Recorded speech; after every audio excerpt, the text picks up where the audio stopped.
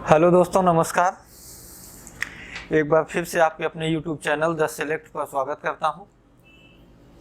हम लोग इतिहास पढ़ रहे थे और इतिहास में मौर्य वंश स्टार्ट हो गया था। हम लोग मौर्य वंश में देख रहे थे मौर्यों के इतिहास को जानने के स्रोत, मौर्यों के इतिहास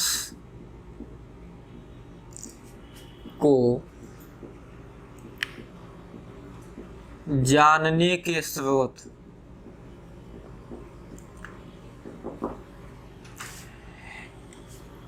इन स्रोतों में हमने देख लिया था कौटिल्य का अर्थशास्त्र, मेगस्थनीज की इंडिका, विशाखदत्त की मुद्रा राक्षस। हम पढ़ रहे थे अशोक के अभिलेख। अशोक के अभिलेख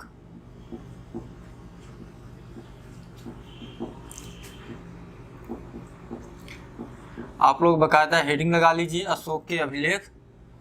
और कल की वीडियो में हमने कुछ बताया भी था। देखिए, एक बेहतर नोट से बनाइए। हम लोगों की जो टीम है वो कहीं से छोड़ कर हम लोग पढ़ाने वाले नहीं हैं। एकदम पूरा जो भी सब्जेक्ट चलेगा, पढ़ाया जा रहा है, पूरा उसको कंप्लीट करके पढ़ाएंगे। तो इसलिए आप लोग भी जब वीडियो को देखा करें तो पूरा वीडियो देखें और साथ में कॉपी और पेन जरूर लेके बैठा करिए। तो चलिए, कहाँ तक हम लोग देखे थे पहले ये देख लेते हैं। मैंने कहा था कि अशोक के अभिलेखों को 3 भागों में बांटा गया है। नंबर 1 शिलालेख,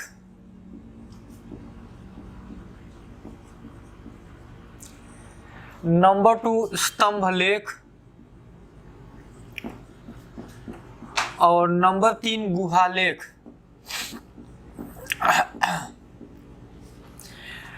अशोक के शिलालेखों को 2 भागों में फिर बांट दिया गया। एक को कहा गया बृहद शिलालेख, दूसरे को कहा गया लघु शिलालेख। स्तंभ लेखों को भी 2 भागों में बांट दिया गया। बृहद स्तंभ लेख, दूसरा हो गया था लघु स्तंभ लेख। स्तंभ लेख और गुहालेख आगे बताते हैं। हमने आपको बृहद शिलालेख बता दिया था और लघु शिलालेख बता दिया था, वो पिछली वीडियो में है। अब हम आज स्टार्ट करते हैं अशोक के बृहद स्तंभ लेख और अशोक के लघु स्तंभ लेख।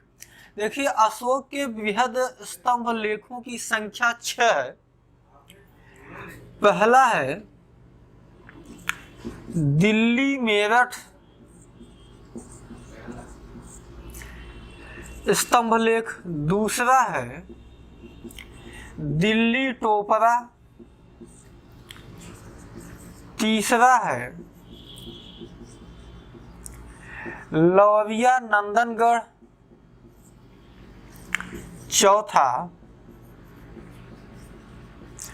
लौरिया अबराज, पांचवा रामपुरवा और छठवां प्रयाग स्तंभ लेख।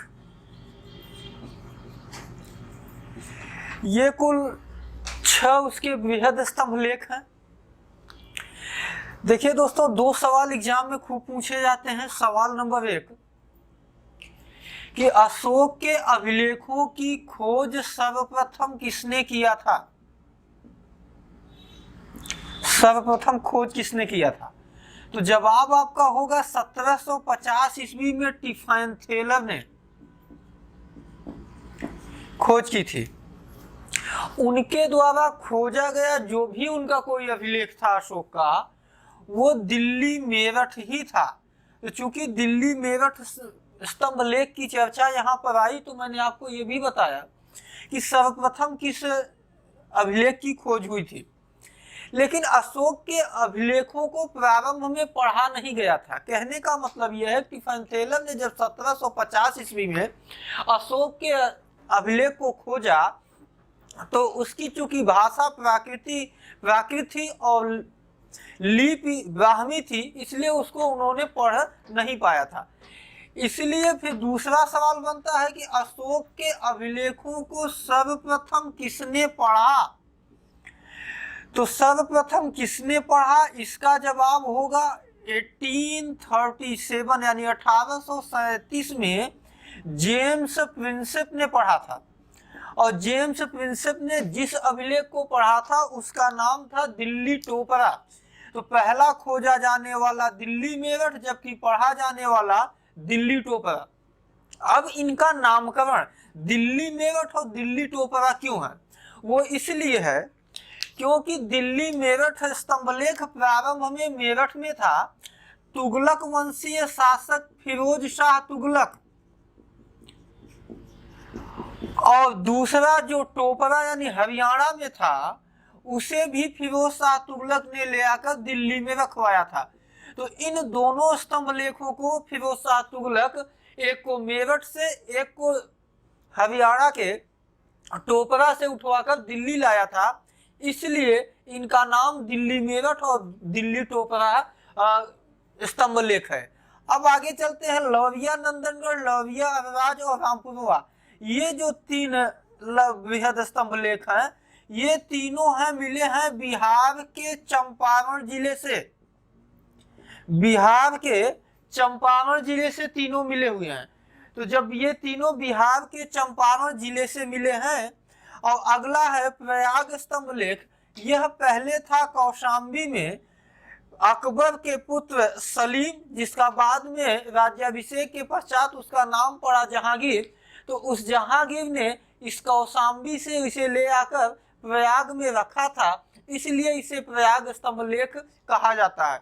ये हुई आपके 6 के 6 बृहद स्तंभ लेखों के विषय में जानकारी।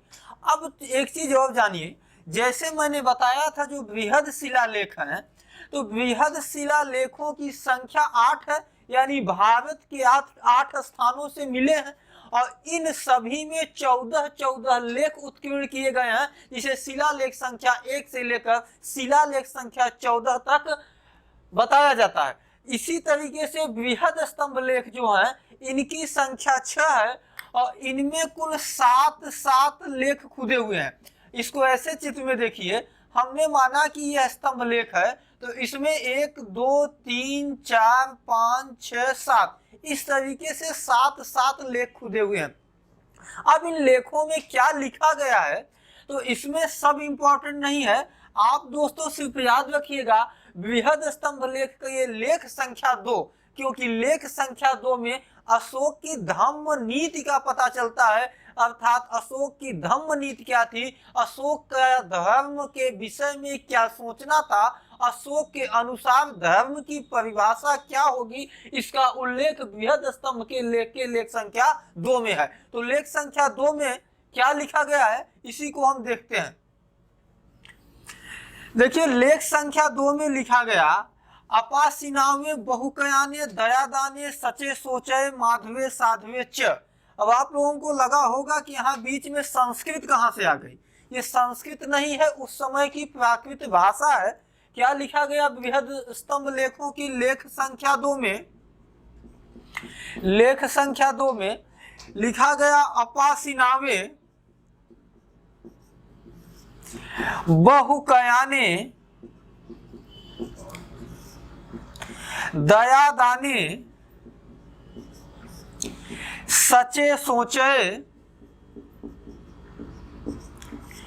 माधवे साधवे च।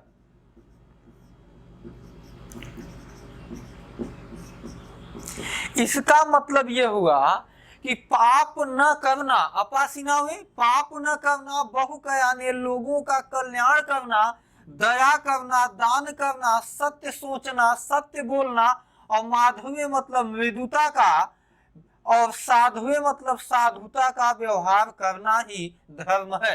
अर्थात अशोक लेख संख्या 2 में इस प्रश्न करता है कि धम्म क्या है, और फिर उसी का उत्तर देते हुए कहता है अपासिनावे बहु कयाने दया दाने सचे सोचे माधवे साधवे च, अर्थात पाप न करना, लोगों का कल्याण करना, दया करना, दान करना, सचे सोचे सत्य बोलना, सत्य सोचना, मृदुता और साधुता का व्यवहार करना ही अशोक का धर्म था, या उसके अनुसार धर्म की परिभाषा यही थी।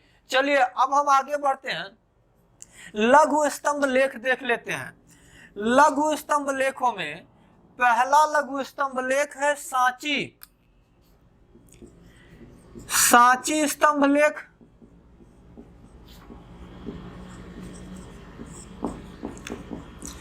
दूसरा है सारनाथ स्तंभ लेख,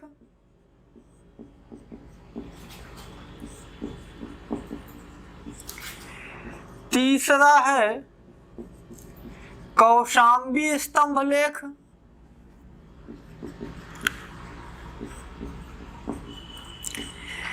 चौथा है रुमिनदेई स्तंभ लेख, और पांचवा है निगलीवा अथवा निगालिसागर अथवा निगालिसागर। अब इनमें क्या है ये देख लेते हैं। देखिए सांची स्तंभ लेख मिला है मध्य प्रदेश से। इसमें अशोक ने धम्म भेद को रोकने की बात कही है।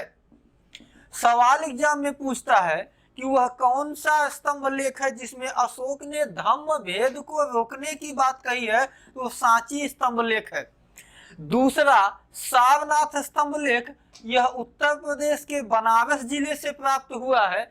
इसमें भी अशोक ने धम्म भेद रोकने की बात कही है। लेकिन सारनाथ स्तंभ लेख के विषय में आपको एक बात और जानना है कि आज भारत सरकार का राज चिन्ह घोषित किया गया है। वो कौन सा स्तंभ लेख है? सारनाथ स्तंभ लेख है, जिसमें ऊपर की ओर 4 सिंह एक दूसरे से पीठ सटाए हुए चारों दिशाओं में मुंह करके बैठे हुए हैं, और निचले स्तर पर चक्र बना है, और चक्र के दोनों ओर 2-2 पशु बने हुए हैं। आगे चलते हैं, कौशाम्बी स्तंभ लेख।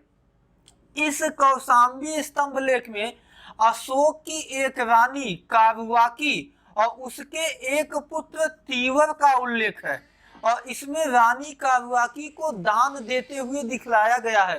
चूंकि इसमें रानी कारुवाकी और पुत्र तीवर का उल्लेख है, इसीलिए इसे रानी स्तंभ लेख भी कहा जाता है। आपसे एग्जाम में सवाल पूछा जाएगा कि रानी स्तंभ लेख किसे कहा जाता है या रानी का अभिलेख किसे कहा जाता है, तो आप बताइएगा कौशाम्बी स्तंभ लेख को। अगला चलते हैं, रुमिनदेई। रुमिनदेई यह गौतम बुद्ध के जन्म स्थान से संबंधित है। गौतम बुद्ध का जहां जन्म स्थान हुआ था, अशोक अपने राज्याभिषेक के 20वें वर्ष पश्चात लुम्बिनी गया, और लुम्बिनी के लोगों के कर की दर घटाकर 1/6 से 1/8 कर दिया। यानी कि वहां के लोगों से जो कर वसूल करता था वो कितना, 1/6, उसको कम करके कितना कर दिया, 1/8।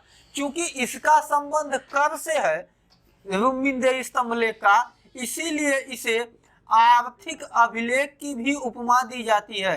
तो आर्थिक अभिलेख कौन सा है? रुमिनदेई स्तंभ लेख। अगला है निगलीवा अथवा निगाल सागर। तो अशोक अपने राज्याभिषेक के 12वें वर्ष पश्चात निगलीवा गया। निगाल अथवा निगाल सागर ये नेपाल की तराई में स्थित जगह थी, वहां पर जाता है, और वे कनक मुनि जो बौद्ध धर्म के एक संत थे, बौद्ध धर्म के साधु थे, कनक मुनि, उनके स्तूप का वह जीर्णोद्धार या पुनर्निर्माण करवाया था। इसका उल्लेख निगलीवा अथवा निगालिसागर लघु स्तंभ लेख में है। तो दोस्तों आपके स्तंभ लेख कंप्लीट हो गए। अब हम आगे बढ़ते हैं, गुहा लेख देख लेते हैं। देखिए अभी तक आप लोगों ने ये देखा कि जितने भी शिलालेख हैं या फिर स्तंभ लेख हैं, उनमें कहीं न कहीं अशोक के धम्म अर्थात बौद्ध धर्म की ही चर्चाएं हुई हैं। लेकिन अशोक का जो गुहा लेख है वो गुहालेख अशोक आजीवक संप्रदाय के लोगों के लिए बनवाया था, जबकि अशोक बौद्ध धर्म का अनुयायी था। तो वह अशोक के धार्मिक निरपेक्षता ही है कि वह मानने वाला है बौद्ध धर्म को, जबकि जो गुहा लेखों का निर्माण करवाता है वह किसके लिए? आजीवक संप्रदाय के लोगों के लिए। देखिए यहाँ पर हम अशोक के गुहा लेखों की चर्चा करने के साथ साथ उसके पौत्र दशरथ की भी चर्चा कर लेते हैं। दशरथ जो स्वयं आजीवक संप्रदाय का ही मानने वाला था, जबकि अशोक जो था वो बौद्ध संप्रदाय को मानने वाला था। देखिए अशोक ने बिहार की बाराबर पहाड़ी पर, कहाँ स्थित है? बिहार में। बिहार की बाराबर पहाड़ी पर 3 गुहा लेखों का निर्माण करवाया था। कौन कौन? नंबर 1 थी सुदामा, नंबर 2 थी विश्व झोपड़ी और तीसरी थी कर्ण चौपर। तो ये 3 गुहा लेखों का निर्माण अशोक ने करवाया और इनका निर्माण करने के पश्चात इनको सौंप दिया आजीवक संप्रदाय के लोगों को। जबकि उसका पौत्र दशरथ जब वह गद्दी पर बैठता है तो दक्षिण भारत की नागार्जुनी पहाड़ी पर 3 गुहा लेखों का निर्माण करवाता है आजीवकों के लिए ही।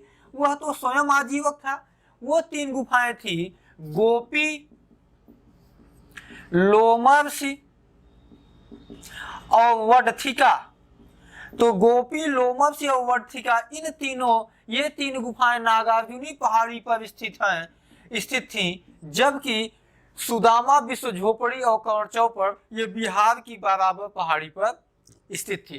तो ये हुआ अशोक के, ये आपका डिटेल हो गया अशोक के अभिलेखों का। अब हम यहाँ पे चर्चा एक और अशोक का मौर्यों के इतिहास जानने का एक स्रोत और बचा है, रुद्रदामन का जूनागढ़ अभिलेख। तो चलिए आप सभी लोग हेडिंग लगा लीजिए, रुद्रदामन का जूनागढ़ अभिलेख।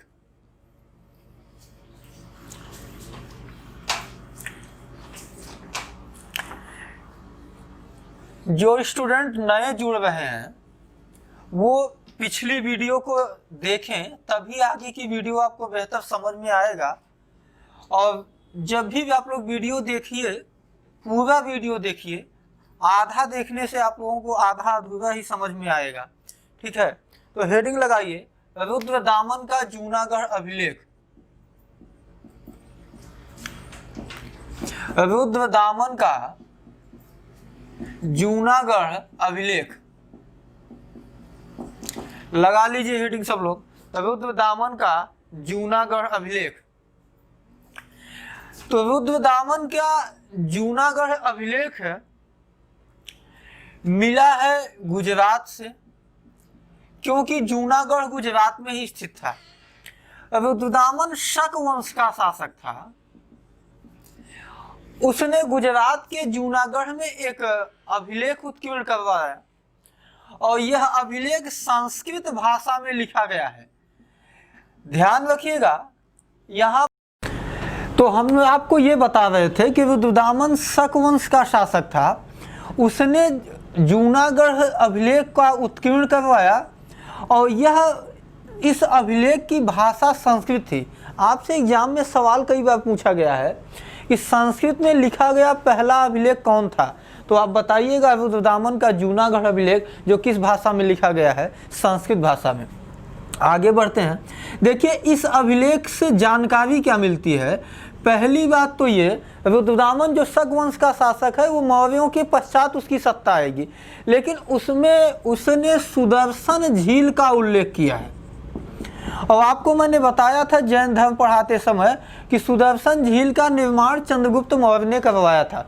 तो इस अभिलेख में वो लिखता है कि सुदर्शन झील का निर्माण चंद्रगुप्त मौर्य ने करवाया। चंद्रगुप्त मौर्य ने करवाया।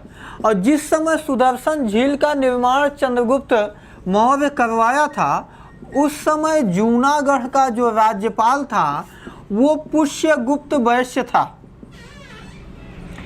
पुष्यगुप्त वैश्य। दूसरी बात वो लिखता है कि अशोक के शासनकाल में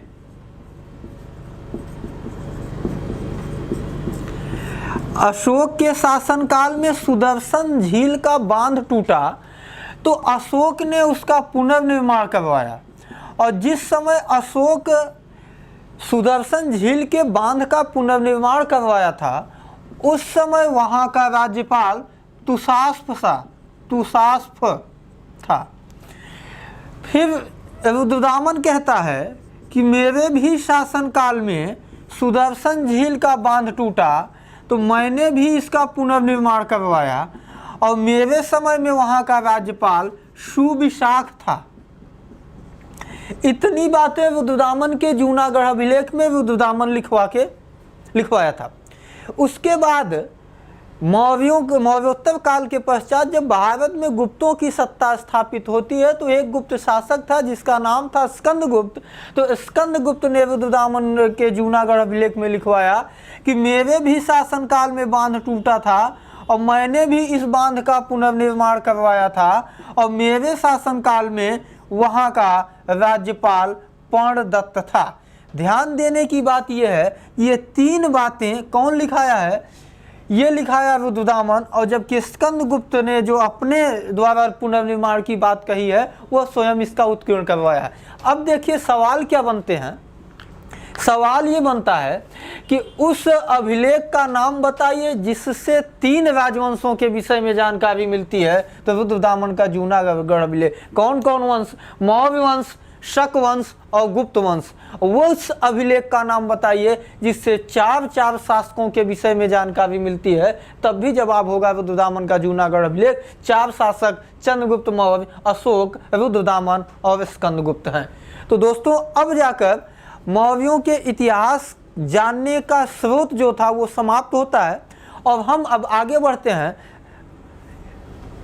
इनकी राजनैतिक इतिहास की ओर। तो अब शुरुआत में पहली हेडिंग आप देखिए, हमको चंद्रगुप्त मौर्य को पढ़ना है, बिंदुसार को और अशोक को। तो आप सभी लोग अब हेडिंग लगा लीजिएगा चंद्रगुप्त मौर्य। और चंद्रगुप्त मौर्य के विषय में हम बहुत डिटेल में नहीं जाएंगे।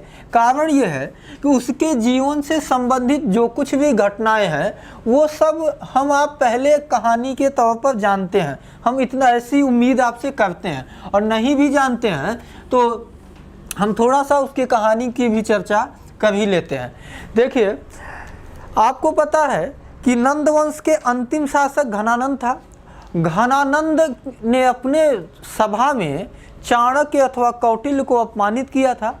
वह अपमान को सहने के पश्चात वो उस पाटलिपुत्र से निकलकर तक्षशिला जा रहे थे। रास्ते में चंद्रगुप्त मौर्य एक छोटा बालक मिलता है। राजकीलम नामक खेल खेलते हुए अपने कुछ चरवाहे साथियों के साथ। उसके पश्चात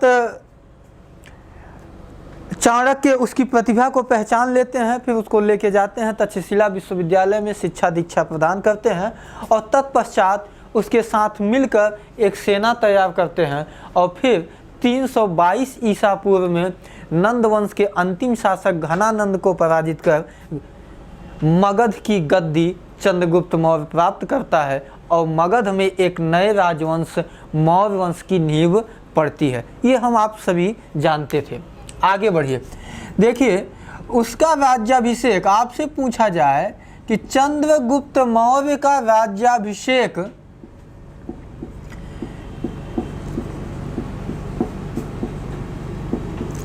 तो आप बताइएगा 322 ईसा पूर्व।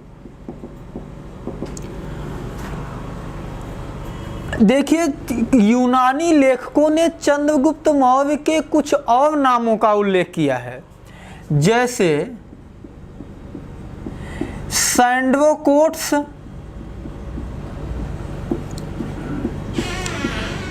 एंड्रोकोट्स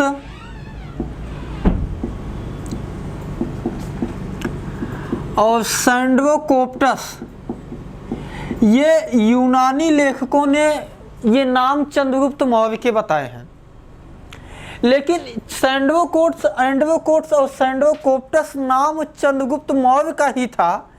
इसकी पहचान किया था सर विलियम जोन्स ने sir William Jones Asiatic Society of Bengal के संस्थापक सर विलियम जोन्स ने यह पहचान किया था कि यह जो नाम थे ये चंद्रगुप्त मौर्य के ही थे। देखिए आगे बढ़िएगा। चंद्रगुप्त मौर्य 322 ईसा पूर्व से लेकर 305 ईसा पूर्व तक अपने साम्राज्य का विस्तार किया। उसके पश्चात 305 ईसा पूर्व में उसके साम्राज्य पर यूनानी शासक सेल्यूकस निकेटर का आक्रमण होता है। उसके आक्रमण के परिणाम स्वरूप 305 ईसा पूर्व में चंद्रगुप्त मौर्य और सेल्यूकस निकेटर के बीच युद्ध होता है। इस युद्ध में सेल्यूकस निकेटर पराजित होता है। पराजय के पश्चात संधि होती है और संधि में महत्वपूर्ण 3 बातें थी। पहली बात तो ये थी, चूंकि आक्रमण सेल्यूकस निकेटर किया था, युद्ध हुआ जिससे चंद्रगुप्त मौर्य के जन और धन की हानि हुई, और चूंकि चंद्रगुप्त मौर्य के जन और धन की हानि होती है इसलिए चंद्रगुप्त मौर्य यह मांग करता है कि जो युद्ध का हर्जाना है वो सेल्यूकस निकेटर देगा। किसको? चंद्रगुप्त मौर्य को। पहली संधि की बात। दूसरी बात ये थी कि चंद्रगुप्त मौर्य ने सेल्यूकस निकेटर की पुत्री से विवाह किया। उसकी पुत्री का नाम था हेलेना। और तीसरा, विवाह के पश्चात दहेज स्वरूप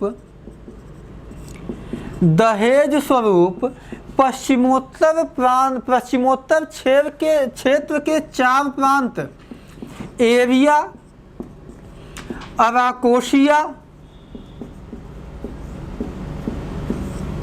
जर्डोसिया तथा पेरिपनिसदाई, ये 4 प्रांत चंद्रगुप्त मौर्य को दहेज स्वरूप दिया सेल्यूकस निकेटर ने। यही संधि की शर्तें थी।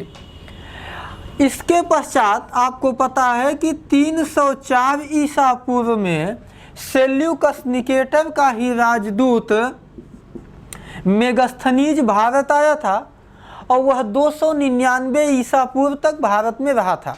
और इस दौरान उसने भारत में जो कुछ भी देखा अथवा सुना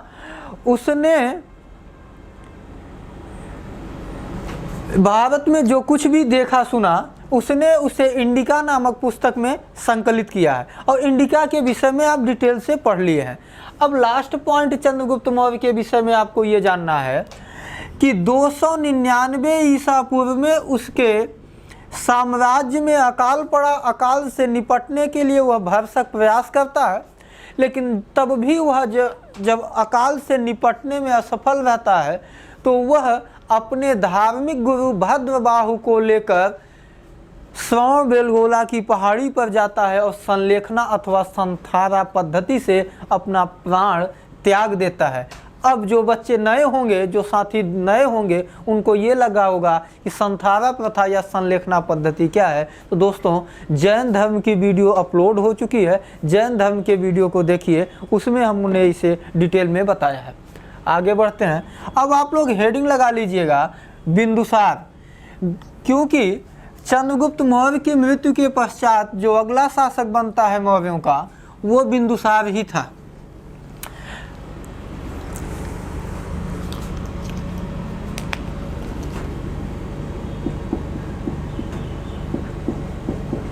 बिंदुसार 298 ईसा पूर्व से 273 ईसा पूर्व तक गद्दी पर बैठता है।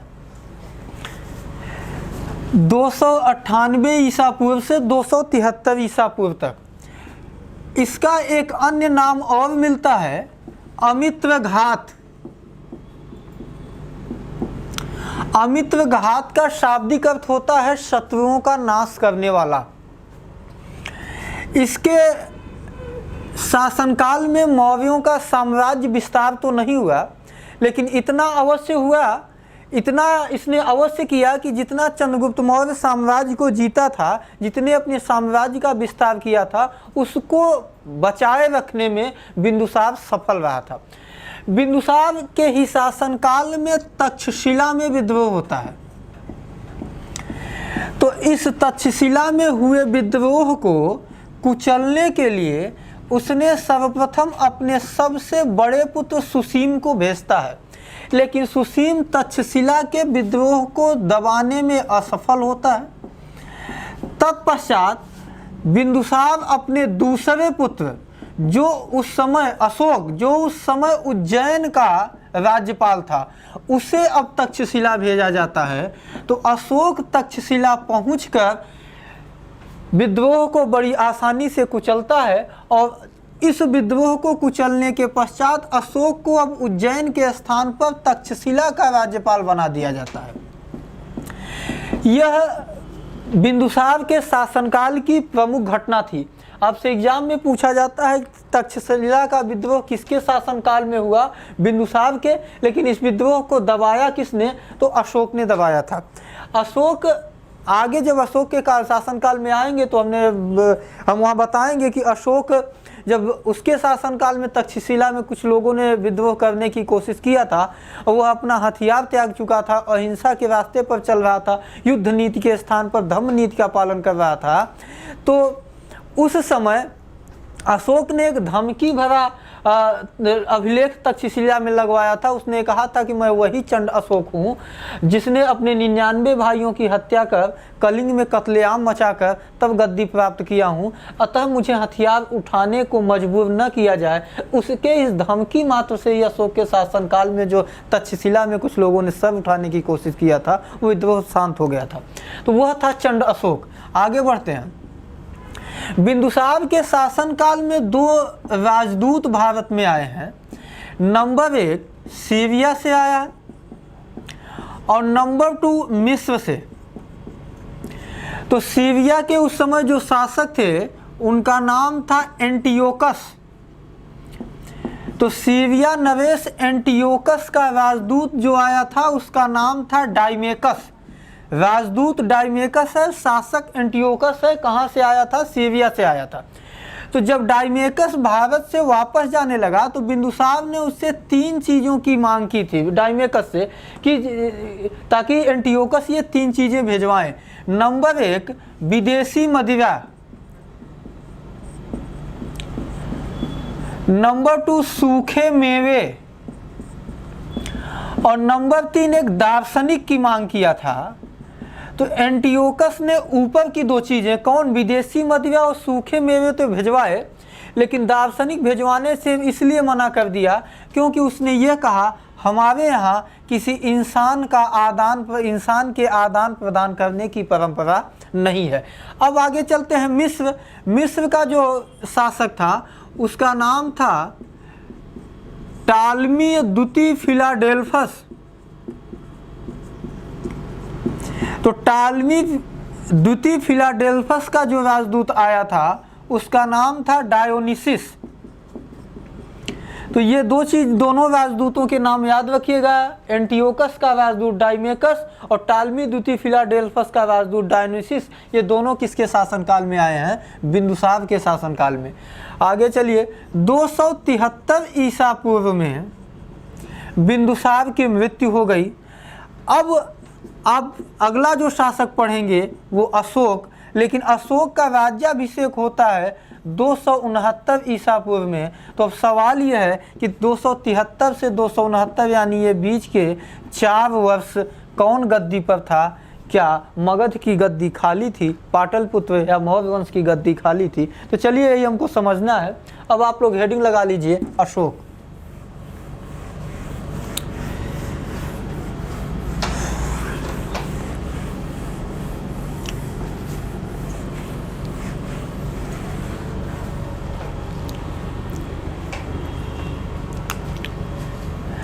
अशोक का शासनकाल माना जाता है 269 से 232 BC यानी ईसा पूर्व।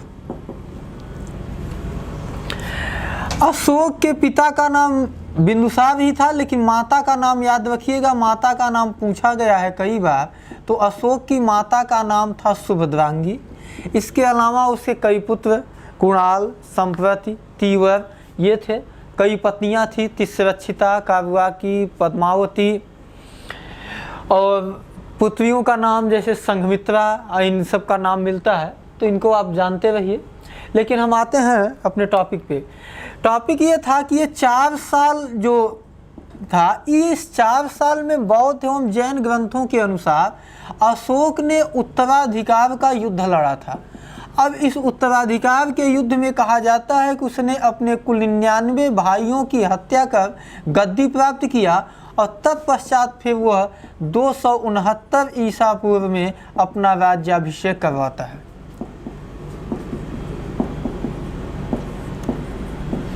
अब एक सवाल और एग्जाम में जो बनता है कि जिस समय अशोक गद्दी पर बैठा उस समय वो कहाँ का राज्यपाल था। तो मैंने आपको बिंदुसार के ही शासनकाल में बता दिया कि उस समय वो तक्षशिला का राज्यपाल था।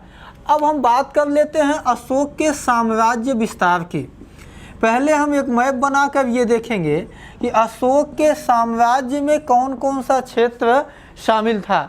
तो अशोक के साम्राज्य में कोई क्षेत्र को समझने के लिए पहले हम मैप देखते हैं। देखिए ये कुछ आज के भारत जैसा है। जिस समय का हम इतिहास पढ़ रहे हैं उस समय भारत का मैप कुछ यूँ था। आपको पता, मैंने बताया कि जितना नंदों का साम्राज्य था उसे चंद्रगुप्त मौर्य ने जीत लिया था।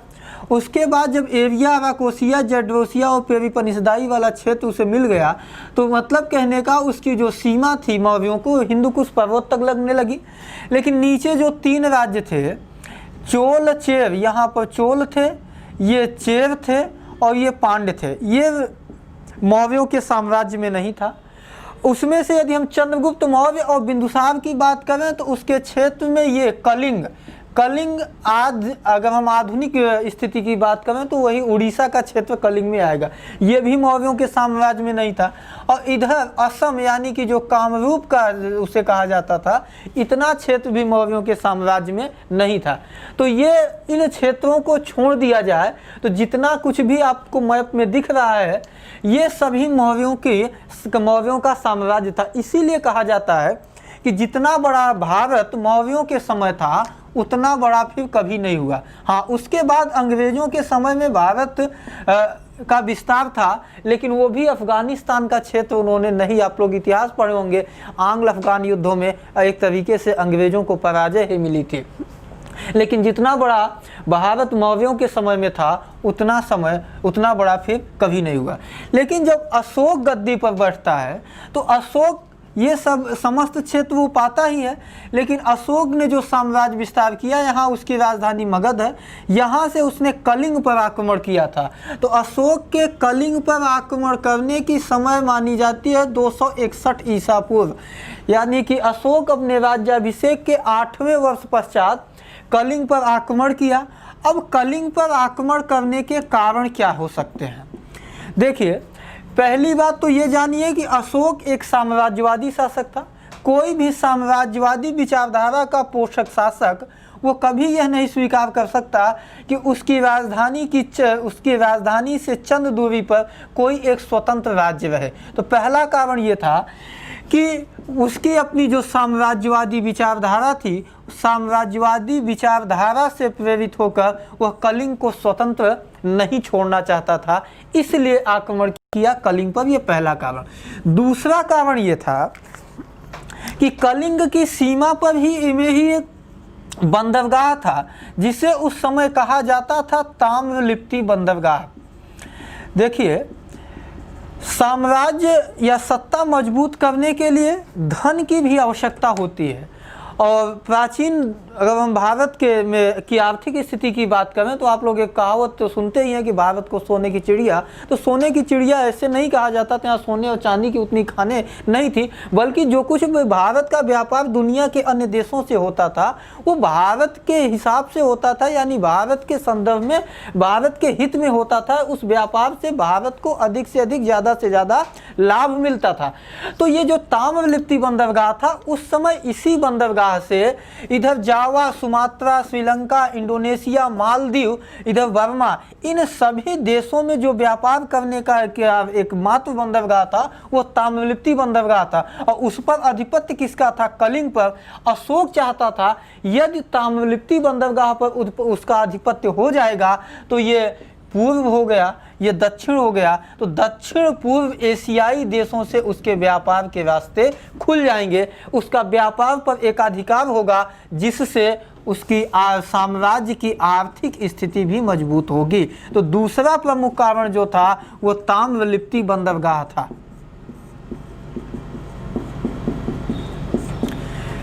तो ये कारण थे। उसके बाद 261 ईसा पूर्व में जो भी ये कलिंग पर उसने आक्रमण किया, युद्ध हुआ। युद्ध में काफ़ी क्या कह सकते हैं कि जन धन की हानि हुई। उसके बाद वहाँ पे जो भी कत्लेआम हुआ, एक बौद्ध धर्म के गुरु हुए उपगुप्त, जिन्होंने बाद में अशोक को बौद्ध धर्म में दीक्षा प्रदान किया, उन्होंने लिखा कि जब अशोक विजय प्राप्त करने के पश्चात राजधानी में प्रवेश किया तो कीचड़ और लोगों की शव इस तरीके से सने हुए थे कि समझ नहीं आ रहा था कि ये कीचड़ हैं, कि शव के मांस के लोथड़े हैं। तो इस तरीके की कुछ भयावह स्थिति देखकर फिर अशोक का मन यहीं से द्रवित होता है, और इतना द्रवित होता है कि वह अब यह निश्चय कर लेता है कि वह अब कभी तलवार नहीं उठाएगा, यानी कि कभी केवल राज्य को जीतने के लिए या अपने हित के लिए लोगों का खून नहीं बहाएगा। तो ये थी उसके कलिंग विजय। और उसके कलिंग विजय का उल्लेख हमने बताया था कि 13वें शिलालेख में उल्लेख है। यदि आपसे पूछा जाएगा कि किस शिलालेख में कलिंग विजय का उल्लेख है तो आप बताइएगा 13वें शिलालेख में। आगे बढ़िए। अब इस विजय के पश्चात जब उसके मन में, उसका मन परिवर्तित होता है, तो कहा जाता है कि वह अपनी राजधानी में, अपने महल में एक खिड़की यानी एक दरवाजे के सामने बैठा था। वह अचानक चिंतन मनन कर रहा था कि अचानक उसकी निगाह पड़ी एक व्यक्ति पर। वह व्यक्ति कोई और नहीं था, उसके बड़े भाई सुसीम, जिसकी हत्या स्वयं अशोक ने की थी। तो सुसीम का एक पुत्र था, उसके पुत्र का नाम था निग्रोध, जो अब तक में बौद्ध भिक्षु बन चुका था। तो अशोक जब उसे अपने राजमहल से देखता है तो निग्रोध के जो प्रसन्नचित मुद्रा को देखकर उसे ये लगता है कि क्यों न बौद्ध धर्म ग्रहण कर लिया जाए। तो बौद्ध धर्म, देखिए यहाँ पर दो चीज़ें, हृदय परिवर्तन कलिंग विजय के बाद, लेकिन धर्म परिवर्तन निग्रोध को देखने के पश्चात ही हुआ। तो उसके बाद अशोक अपने पुत्र, अपने भाई के पुत्र उसको देखने के पश्चात जब ये सोच ले क्या बौद्ध धर्म ग्रहण करने की इच्छा जाहिर करता है, तो फिर वह एक बौद्ध भिक्षु जिनका नाम था उपगुप्त, उनको बुलाकर फिर बौद्ध धर्म ग्रहण कर लेता है। अब पूछा जाता है कि प्रारंभ में अशोक किस धर्म का अनुयायी था, तो शैव, और बाद में फिर वो किस धर्म का हो गया, बौद्ध धर्म का अनुयायी हो गया। और बौद्ध धर्म का अनुयायी होने के बाद उसने बौद्ध धर्म का प्रचार प्रसार भी किया। अपने एक पुत्र महेंद्र, एक पुत्री संघमित्रा को श्रीलंका भी भेजा था, और तमाम बौद्ध भिक्षु थे जिनको दुनिया के अलग अलग देशों में भेजा था। अब अशोक के विषय में कुछ और जानने वाली बातें ये है कि जम्मू कश्मीर में श्रीनगर और नेपाल में देवपत्तन, ये दो नगरों की स्थापना, मैं बोर्ड पर लिख दे रहा हूँ, श्रीनगर जम्मू कश्मीर में, जो आज जम्मू और कश्मीर की राजधानी है। इसके अलावा दूसरा है देवपत्तन, कहाँ, नेपाल में। तो इन दोनों नगरों की स्थापना अशोक ने किया था। अशोक ने किया था। अब अशोक के जीवन से संबंधित जो भी कुछ घटनाएं थी, ये आपको उसके इतिहास में या राजनैतिक इतिहास में हुई गया। मैंने आपको बताया था कि अगर मौर्यों के इतिहास जानने का स्रोत यदि पढ़ेंगे तो 70% चीज़ें वहीं पे कंप्लीट हो जाएगी। अब अशोक के अभिलेखों से सवाल बनते हैं, और अशोक के अभिलेख पिछले टॉपिक यानी मौर्यों के इतिहास जानने के स्रोत में आप लोगों ने देख ही लिया था। अब अशोक की मृत्यु के पश्चात संप्रति कुणाल, दशरथ, बृहद्रथ आदि कई शासक बने, लेकिन यह एक अयोग्य शासक थे। इनके विषय में अधिक जानकारी का अभाव है, लेकिन आप इसमें से दशरथ का नाम अवश्य याद रखिएगा, क्योंकि अभी हमने गुहा लेख पढ़ाते समय आपको ये बताया था कि दक्षिण भारत की नागार्जुनी पहाड़ी पर गोपी, लोमर्स और वडथिका नामक गुहा लेखों का निर्माण दशरथ ने करवाया था, जो आजीवक संप्रदाय का मानने वाला था।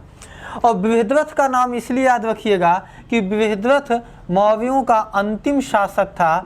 185 ईसा पूर्व में इसी के ब्राह्मण सेनापति पुष्यमित्र शुंग ने अपने स्वामी बृहद्रथ की हत्या कर दी, और बृहद्रथ की हत्या के पश्चात अब मौर्य वंश के स्थान पर पाटलिपुत्र में या मगध में शुंग वंश की नींव डाली जाती है। और शुंग भारत का पहला ब्राह्मण राजवंश था, जिसकी स्थापना पुष्यमित्र शुंग ने की थी। तो ठीक है दोस्तों, आज की वीडियो हम यहीं से समाप्त करते हैं। आपका मौर्य वंश अभी ख़त्म नहीं हुआ है, क्योंकि हम राजनैतिक इतिहास पढ़ा रहे थे, इसलिए हमने ये तो बता दिया कि अंतिम शासक बृहद्रथ था। उसकी हत्या उसके ब्राह्मण सेनापति पुष्यमित्र शुंग ने की थी। लेकिन अभी मौर्यों का प्रशासन यानी मौर्य संस्कृति हमको पढ़ना बाकी है, जिसमें मौर्यों की राजनैतिक स्थिति, धार्मिक स्थिति, ये तमाम चीज़ें क्या थी, क्योंकि वहाँ से भी सवाल खूब पूछे जाते हैं। तो ठीक है, वीडियो यहीं से समाप्त करते हैं।